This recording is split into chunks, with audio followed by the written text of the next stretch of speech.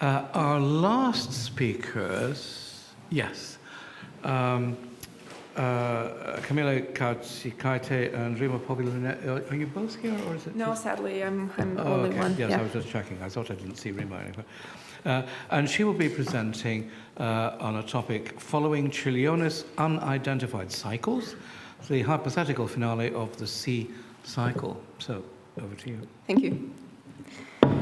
Galima skaidrės? Yes, so good morning to all. I'm really glad that you came for the last day and for the last session. So today I would like to present research that I conducted together with my supervisor, Rima Povilionienė. Well, as you can see, she's absent today because she's currently a visiting scholar at the City University of New York for 6 months, having been awarded the Fulbright grant. So the idea of hypothetical finale to the piano cycle The Sea came to my supervisor about a year ago when she was completing her project, creating a database of all Čiurlionis' piano works. At that time, Rima Povilionienė came across the manuscripts of the Prelude in D minor or in D, composed in 1908 and edited in 1909. The examination of the manuscripts was intriguing due to various details as ornamentations, ambiguous symbols, and marginal drawings. This prelude is rarely performed. It features a rather specific, complex, and uncomfortable, technically demanding texture, a nervous and capricious melodic contour. However, when listening to the prelude, one may get the impression that its music is somewhat reminiscent to other Čiurlionis' work, Piano Cycle The Sea, and the original title in Lithuanian is Marios or Mares. So this gave rise to the idea of hypothetically expanding the piano cycle with an additional piece, also bearing in mind Čiurlionis' tendency to create unfinished cyclical formations, a feature that has been the subject of study by various researchers of Čiurlionis' work, for example, Rimantas Janeliauskas, Vytautas Landsbergis, and Gražina Daunoravičienė. In this talk, presenting our analytical observations, we consider whether the surviving piano triptych, The Sea, represents the composer's final conception, or whether the cycle includes the aforementioned prelude in D minor as a possible fourth part, a sort of finale postscriptum to the cycle. The encyclopedic interpretation of the concept of a cycle, a cyclic form, especially in the classical and romantic tradition, primarily identifies it as a multi-part composition characterized by internal integrity, unity, as an autonomous tonal sonatic complex of formations, which is characterized by a single dramaturgical and compositional consistency. The aspect of tonal synthesis was one of the factors for Rimantas Janeliauskas when considering unidentified cycles in Čiurlionis' work. Janeliauskas supplemented this research with the phenomenon of spontaneity, which in his opinion is very characteristic of Čiurlionis' work. This is a spontaneous self-arising event independent of external causes, as a metaphor for Arvydas Šliogeris' flash. In this way, Čiurlionis' work can be perceived as in a non-finito state that is consciously unfinished, open to interpretation. Spontaneous cycles in Čiurlionis' work are characterized by 4 essential characteristics. First, primordiality, manifested in anonymity and incompleteness. Second, spontaneity, arising in creative outburst. Third, syncretism based on binary and tonal principles. And fourth, contingency, related to experience of existential ruptures.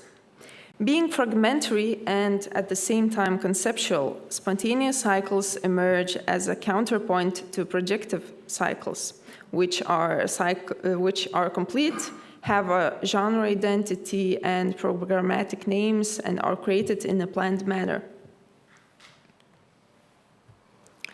Alongside the cycle Maros, we discuss in this report the Čiurlionis prelude in D minor or in D, which Janeliauskas included in the 11th unidentified cycle, consisting of 3 preludes.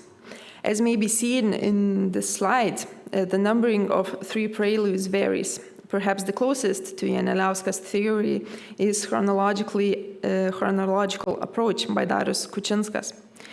Chronologically, all 3 preludes were composed in the same year of 1908.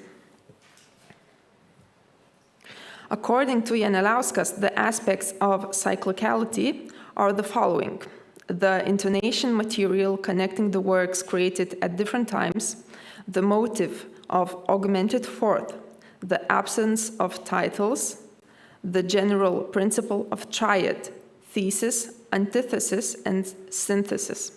The manifestation of this triad Janeliauskas provides in the manipulation with augmented fourth. In the first part, it descends. In the second part, it moves in both directions simultaneously. And in the third, it rises. Also, the triad of thesis, antithesis, and synthesis is typical at the rhythmic level, as can be seen in the figure excerpt from Janeliauskas' study. In the third part, third prelude, Janeliauskas has distinguished another symbolic aspect. This is the B8CH cryptogram that forms at a distance in the bar 8 and 23. However, this insight is not developed as an aspect of cyclicality. Moreover, the formation at a distance is a more speculative. But the descending minor second from B flat to A appears to be relevant when discussing the connections between the prelude and the cycle Maros. Like the aforementioned preludes, Čiurlionis piano cycle Maros was composed in 1908 in Vilnius, only earlier in the first half of the year. Maros was first performed on 28th of January in 1909, so according to New Style, that's February 10th, in the Reformed Church Hall in St. Petersburg at the Contemporary Music Evenings concert organized by Alfred Nurok. Maros was performed by pianist Mladen Jovanovic. Čiurlionis' piano cycle was presented in the program as a cycle of small landscapes. The cycle consists of 3 parts, but surviving manuscripts testify, as Vytautas Landsbergis also notes, that another piece was originally written marked N3. In the final version, this piece, the N3, became the basis for the second part of the cycle. The 4th sketch was put as the 3rd piece in the cycle. However, Čiurlionis did not use and rejected the original version of the 2nd piece.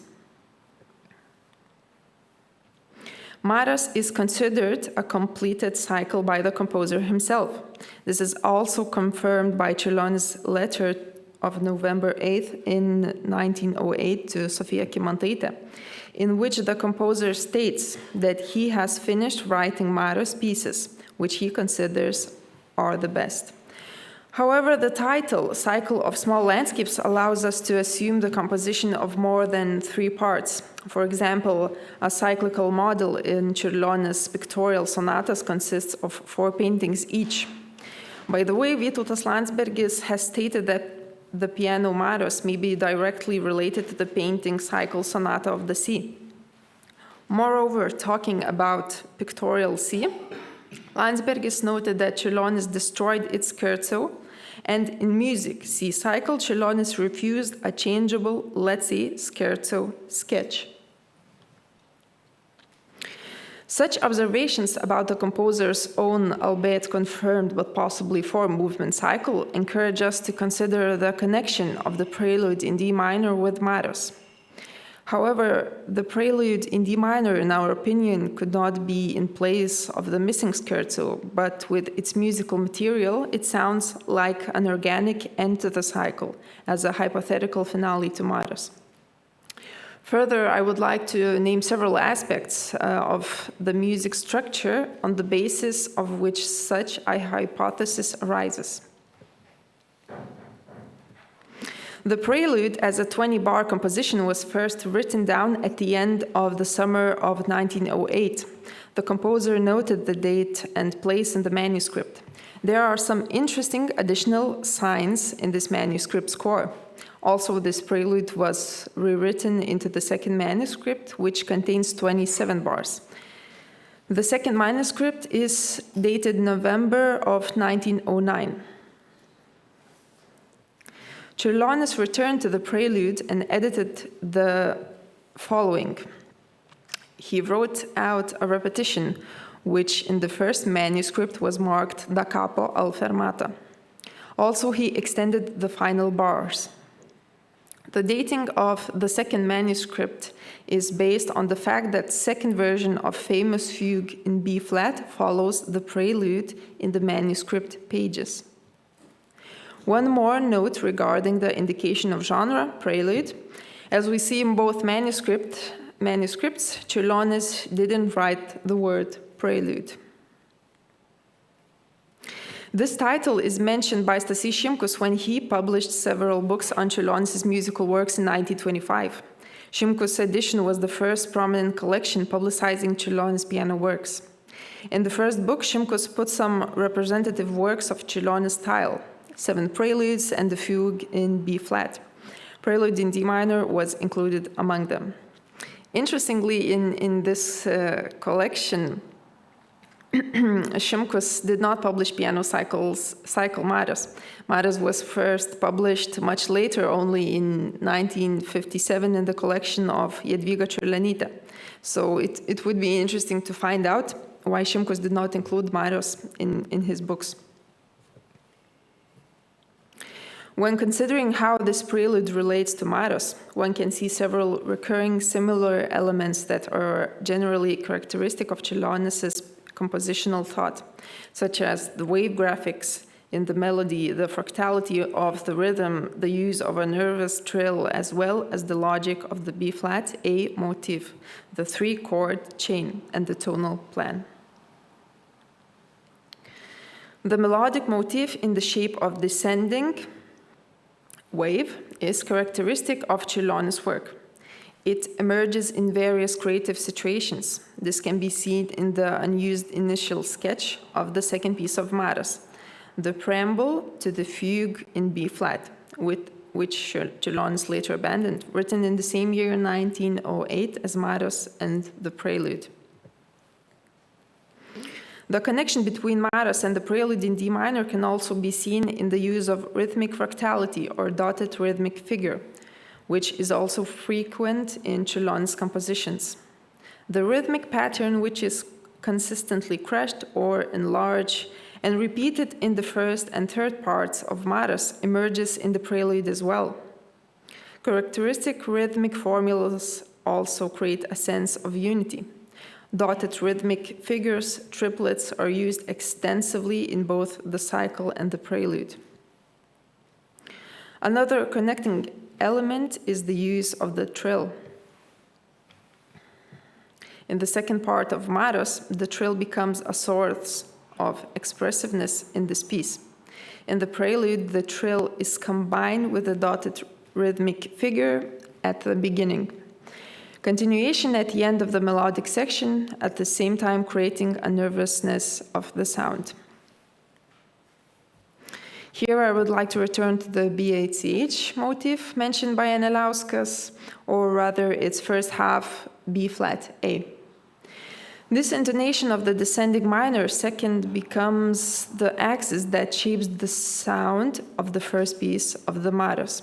Also, the chromatic sequence of falling seconds constantly sound in the third piece of Marios. The falling minor seconds in the prelude are also an important component of the sound of the entire prelude.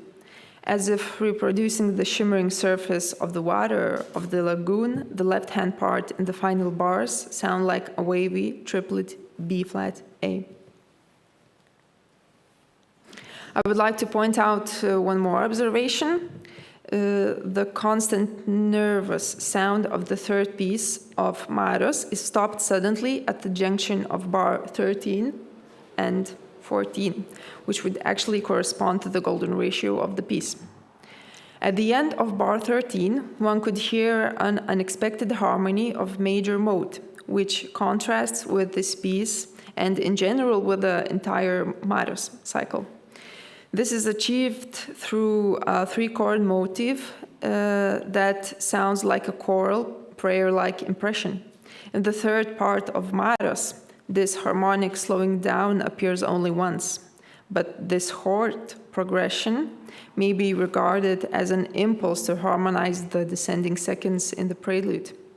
In the slide, we provide several fragments of the prelude with descending chord-alike figures. Yes. Among them, two sections should be distinguished most close to the sound of Maros, three-chord motif.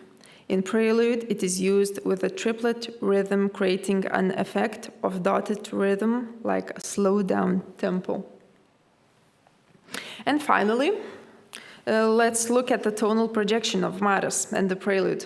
All four pieces are characterized by the use of tendency tones and harmonies. However, each piece ultimately turns towards tonal stability and establishes its own tonal center. When we line up all four cadences, we see a sequence of tonalities ascending by major and minor thirds. So from G major to B minor, then to D minor, and the prelude starts in D minor and finishes in D major. So this progression creates an impression of a tonally complete cycle, an organic unity of the whole. In this light, the prelude serves as a harmonic summary where the minor mode evolves into the major sound. One might assume that Čiurlionis could have attached the prelude to Maros when he edited and rewrote the prelude in November of 1909. However, he did not. There was an obvious reason. By the time Čiurlionis had already handed over the manuscript of Maros to others and was waiting hopefully for its publication. But me and Rima believe that the analytical observations presented in this report allow us to hypothetically consider the prelude in D minor as a dramaturgical continuation and generalization of the cycle Maros, gathering and summarizing the compositional elements explored in all three pieces of Maros. Thus, this hypothesis makes it possible to propose one more spontaneous, unidentified cycle. Due to its musical content and characteristics, the prelude may be regarded not as a direct finale, but rather as consequential epilogue or postscriptum that reconsiders the Maros cycle from a distance. Yes, postscriptum, epilogue.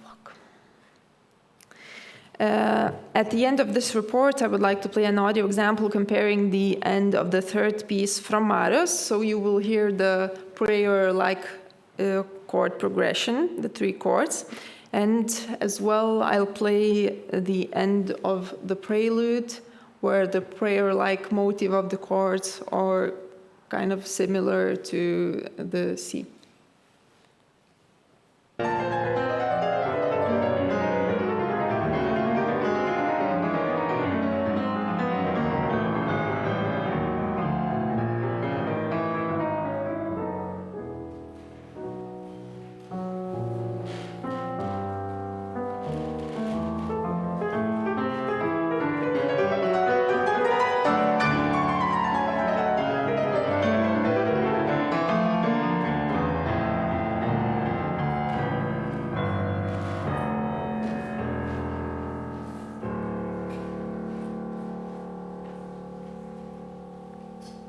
Yes, and now the prelude.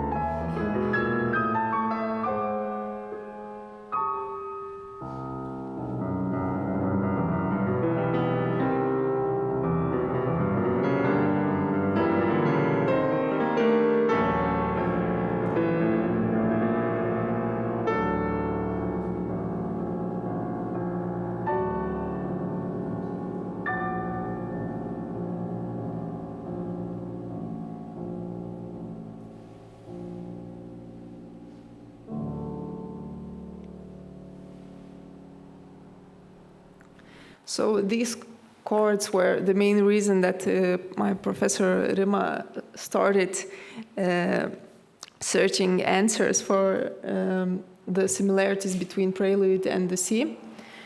And thank you for listening. Yes.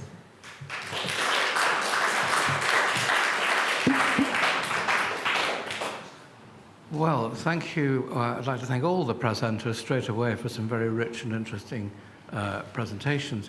I'm sure there are people with questions, so please come forward. Karis, yes. Yeah, I would like to thank both of you for your excellent job. It's very nice to see that the research of Čiurlionis reaches the next generation. I'm very happy for that. Thank you so much. A remark, Vytautas Landsbergis 310, the prelude 310 was originally written by Čiurlionis as a short score for some kind of imaginary orchestral work. 3 systems and not like a pedal of an organ, and not because I have too many voices and I need to have 3 systems. And later, after the death of the composer, was made a prelude, take into the consideration. And also those tempi, they were not by Čiurlionis, non-articulation. So when we speak about the tempi, it's our interpretation and not of Čiurlionis, just to say. And something for you both, your supervisor worked extensively with Darius Kučinskas for this preparation of the complete piano works. And I asked him directly and asked, how many pieces do you think we lost? And he said 40% compared to what we have. So according to him, it's a vast amount of pieces that we don't have. Maybe to include these to consideration that maybe if we search for cycles, maybe there are other cycles that we lost, and maybe those they fit to other cycles, but the other cycles are lost. Maybe to see everything a little bit more how to find the correct word in English. Yeah, you understand what, broaden, broaden, that this is what we have more. I don't believe that they're 40%, but even if it is the half of it, it's a huge amount of works. So that makes also speculative to believe that from those that they are missing, that there are no cycles. The opposite from the other side. Just consider it all. According to what your supervisor, Darius, who is an expert, told me. Yeah, thank you.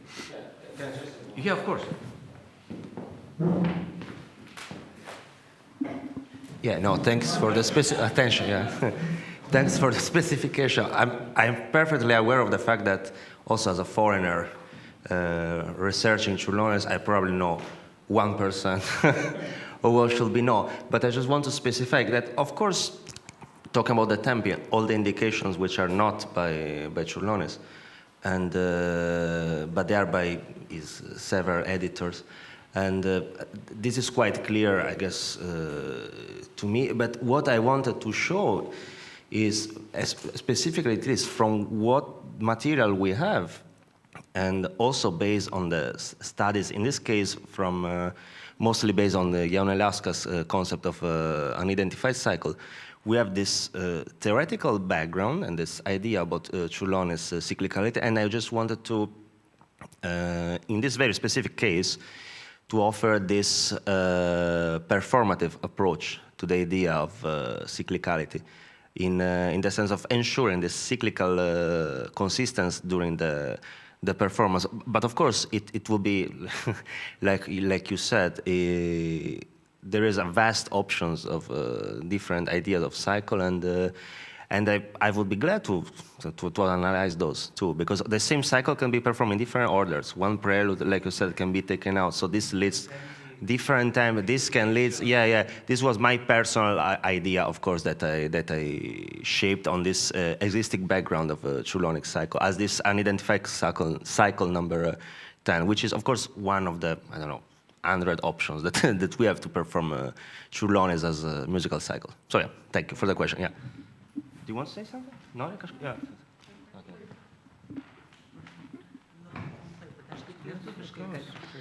Čia labai daug yra, žinot, kaip kombinatorija, labai daug galimybių ciklizuoti. Principas yra tas, kad Čiurlionis savo, reiškia, bazinės struktūras, jisai atkartodavo sudėtingesnių variantų. Pavyzdžiui, ankstyvoj kūryboje yra vienas tritonis, sekunda ir taip toliau. Vėlyvoji muzikoje jau 3 tritoniai ir ta pati sekunda. Faktiškai mes galim kaip kombinatoriai sudaryti labai daug ciklų. Iš tų pačių elementų, matant, kaip tos struktūros sudėtingėja. Na ir tritonių yra, ar visa struktūra. Tai čia labai galima daug žaisti, tikrai. Bet čia labai įdomu, tikrai. Atsiprašau, kad Lithuanian, sorry that in Lithuanian. Jūs galite išversti, va, ponui Bulovai. Jo, ačiū. Išvertė. Išvertė. Ačiū.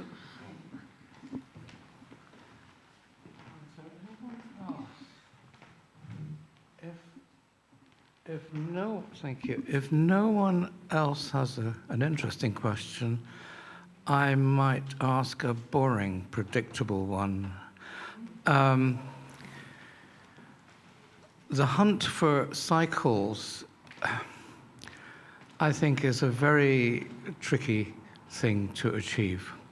And I just wonder, I was very impressed by the last presentation, by the way. I thought that was really quite challenging. But I would like to propose that there could be a research experiment that someone selects 3 totally unconnected Čiurlionis preludes and presents them to an interested PhD student and says, these are a cycle, prove that they are connected. And I'm prepared to bet money that someone would come up with a way of connecting them. There's an empirical approach here, which I think could clarify a lot of the issues here. If we see, there's a thing here and there's a thing there, and these 2 things look similar, that does not mean a connection. The first song cycle is, I think, Schubert's Schöne Müllerin. That was published as a cycle. The word cycle was on the title page. That is not a thematically connected cycle, musically speaking. It is a narrative cycle. There are other things that were published as cycles which were definitely never intended by the composer as cycles. Schwanengesang is a very good example. So I think the whole thing, I would prefer to see, and this may be provocative, I'd prefer to see a very conservative approach. If Čiurlionis says these pieces are a cycle, they're a cycle. If he hasn't said anything clearly, then they could be, or they couldn't be. But I realize that is going against the current of thinking at the moment. So I want to get out of this country alive. So I just thought I'd share those thoughts with you. Sorry, I'm abusing my position. Does anyone else have anything to say? Oh, Jesus. Might have been, yes, it was Perkunas having a go at me. Oh my God.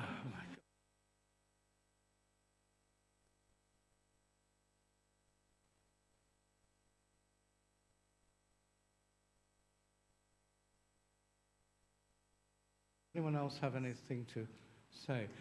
I'd welcome some discussion of some things that Lina said, even though she's not here, because I thought it was a very thoughtful and interesting presentation. So I'd encourage people to talk about that.